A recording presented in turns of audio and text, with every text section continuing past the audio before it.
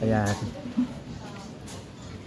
Oras na nga para i-rehome isa-isa ang mga puppies ni Beauty. Kung natatandaan niyo mga idol, March 2, 2024 nanganak ang aming standard poodle na si Beauty sa siyam na tuta. Nagkataon pa nga na mahina ang mag-produce ng gatas ni Beauty, kaya sinuportahan ko sila nitong gatas na loaded sa probiotics at vitamins na 3 taon ko nang ginagamit bilang isang breeder. Walang iba kundi ang I Love Goat's Milk. Sa awa naman ng Diyos, lumaking masigla at healthy ang mga tuta. Ngayon ay June 20, ang araw na kung saan ihahatid na si Snoopy ang isa sa siyam na magkakapatid sa kanyang bagong pamilya. At syempre bilang pagprepara kay Snoopy, syempre dapat mabango at parasites free si Snoopy bago siya haharap sa kanyang mga bagong 4 parents. Kaya gagamitan natin siya itong 11-in-1 The Magic of Madre de Cacao na may natural insect repellent at 10-in-1 The Magic of Madre de Cacao shampoo na may natural odor eliminator.